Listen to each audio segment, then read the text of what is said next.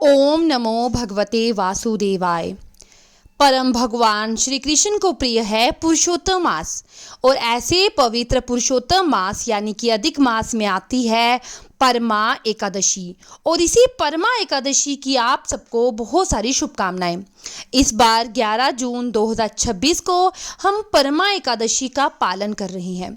ये अत्यंत पुण्य फलप्रदायिनी, सर्वश्रेष्ठ और हमारी आध्यात्मिक यात्रा को मजबूती से बढ़ाने वाली एकादशी है।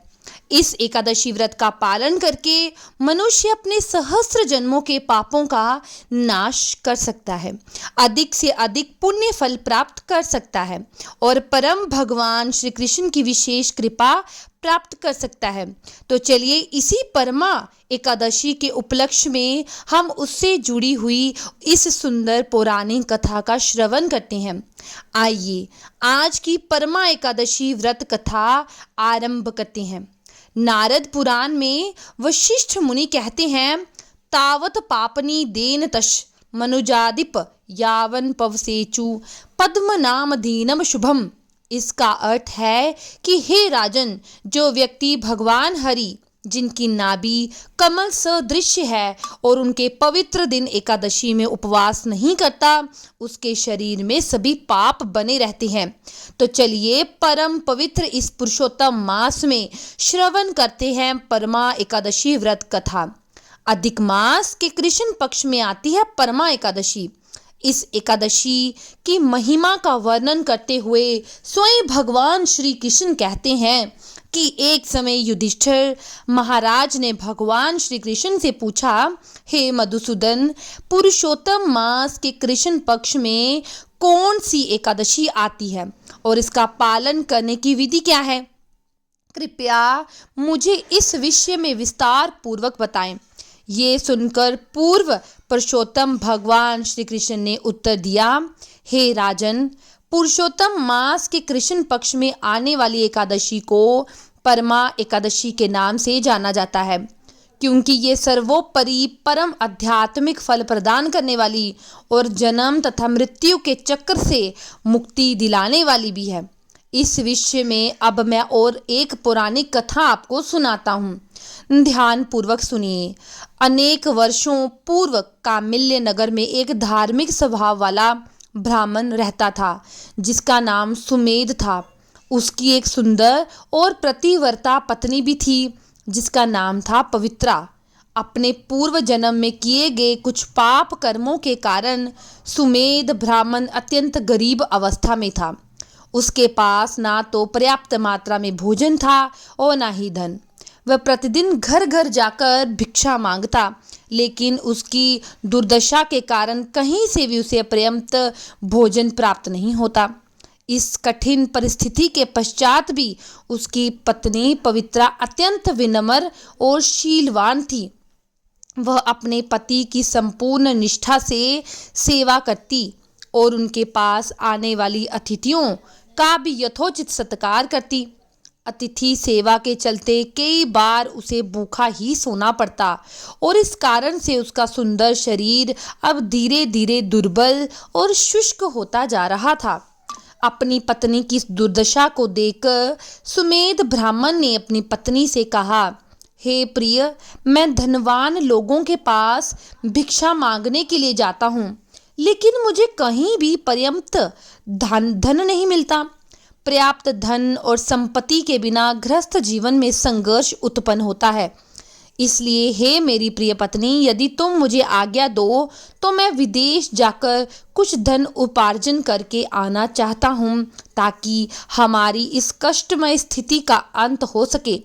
जो व्यक्ति उत्साहपूर्वक प्रयत्न करता है उसे सफलता अवश्य मिलती है, लेकिन जो व्यक्ति अपने भाग्य को स्वीकार करके बैठता है वो प्रयास नहीं करता, वह आलसी बन जाता है। अपने पति के वचनों को सुनकर सुमेध की पत्नी पवित्रा ने अपने नेत्रों में अश्रुओं के साथ कहा, हे पतिदेव, आप सबसे अधिक विद्वान और ज्ञानी हैं। मैं जानती हूँ कि व्यक्ति ने अपने पूर्व जन्म में जितनी मात्रा में दान किया होता है उतनी मात्रा में ही उसे अगले जन्म में धन की प्राप्ति होती है, और जिसने किसी भी प्रकार का दान नहीं दिया होता वह व्यक्ति सुवर्ण के सुमेरु पर्वत पर होने के बाद भी निर्धन रहता है। अवश्य ही हम दोनों ने पूर्व जन्म में सुपात्र व्यक्ति को किसी भी प्रकार का धन या दान नहीं किया होगा, इसलिए आज हम निर्धन हैं। लेकिन आप मेरे ऊपर एक कृपा करें और कहीं ना जाएं, क्योंकि आपके बिना मैं एक क्षण भी नहीं रह सकती। पति के बिना एक स्त्री का किसी भी स्थान में सत्कार नहीं होता। नीति शास्त्र कहता है कि यथोचित आश्चर्य के बिना एक विद्वान ब्राह्मण, स्त्री और लता का विकास संभव नहीं। गरुड़ पुराण में कहा गया है कि पति धर्मा प्रति संग्रह पति ही परम तपः, पति प्रीतिम अपने प्रियते सर्व देवता, अर्थात एक प्रतिव्रता स्त्री हमेशा यही सोचती है कि अपने आध्यात्मिक स्वभाव वाले पति को प्रसन्न करना ही उसके लिए स्वर्ग का सुख, सर्वोपरि दायित्व और सर्वश्रेष्ठ तपस्या है। यदि उसका पति उससे प्रसन्न है तो उसे लगता है परम भगवान उससे प्रसन्न है, इसलिए हम साथ में ही संतुष्टि के साथ रहें, यही अच्छा है। अपनी पत्नी के वचन सुनकर सुमेध ब्राह्मण ने विदेश जाकर धन उपार्जन करने का अपना विचार त्याग दिया। अब एक दिन क्या हुआ कि महान ऋषि कौंडिल्य उनके घर आए। उनको देखकर दोनों पति पत्नी बहुत प्रसन्न हुए। उन्होंने ऋषि कौंडिल्य को दंडवत प्रणाम किया और उनका यथोचित स्वागत सत्कार किया। अपनी क्षमता के अनुसार उन्होंने ऋषि को पूर्ण संतुष्टि होने तक भोजन प्रदान किया। ऋषि कौंडिल्य जब ब्राह्मण दंपति की सेवा से पूर्ण संतुष्ट हुए तो पवित्रा ने विनम्रता से हाथ जोड़कर ऋषि से कहा, हे महान तपस्वी ऋषिवर, कृपया आप हमारा मार्गदर्शन करें कि जो व्यक्ति अपने पूर्व जन्म में दान न देने के कारण इस जन्म में निर्धन हो, उसकी इस दरिद्रता का अंत कैसे हो सकता है। हमारी इस दरिद्रता का कोई निवारण बताएं। मेरे पति मेरे त्याग करके धन उपार्जन हेतु विदेश गमन करना चाहते हैं, लेकिन मैं इस बात से सहमत नहीं। आप तो परम विद्वान हैं।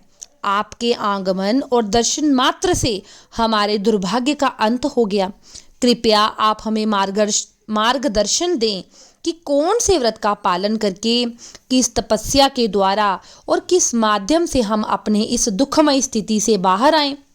ब्राह्मण पति पत्नी के वचन सुनकर ऋषि कौंडिल्य ने कहा, पुरुषोत्तम मास के कृष्ण पक्ष में आने वाली परमा एकादशी पूर्ण पुरुषोत्तम भगवान श्री हरि को अत्यंत प्रिय है।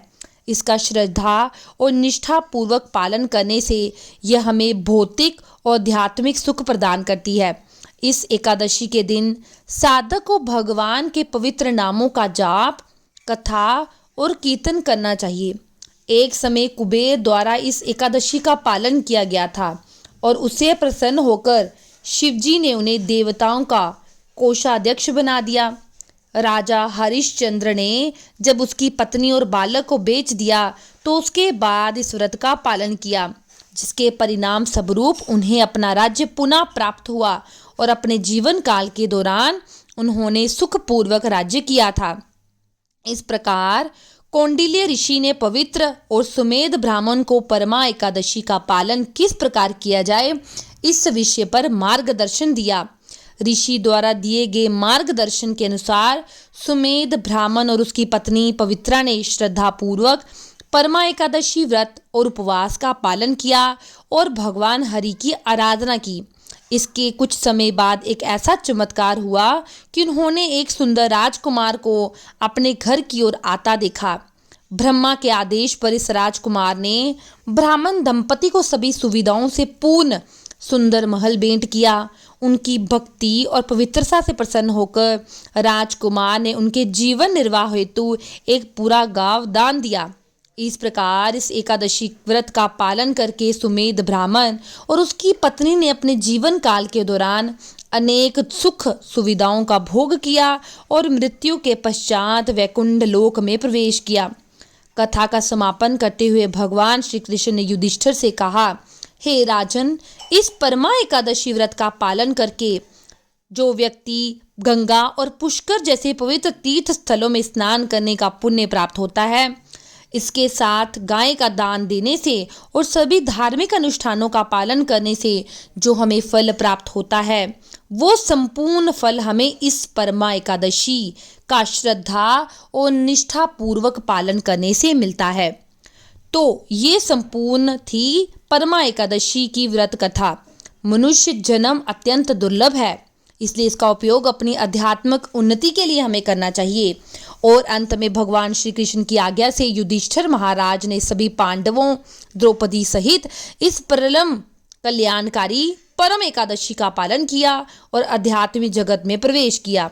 तो ये थी आज की परमा एकादशी व्रत की कथा। अगर आपको ये कथा अच्छी लगी और वीडियो उपयोगी लगी तो इस कथा को लाइक, शेयर, सब्सक्राइब करें और इस चैनल को अन्य लोगों के साथ शेयर करें ताकि ज़्यादा से ज़्यादा लोगों को इस वीडियो के बारे में जानकारी प्राप्त हो। और कमेंट सेक्शन में ओम नमो भगवते वासुदेवाय लिखना ना भूलें। धन्यवाद।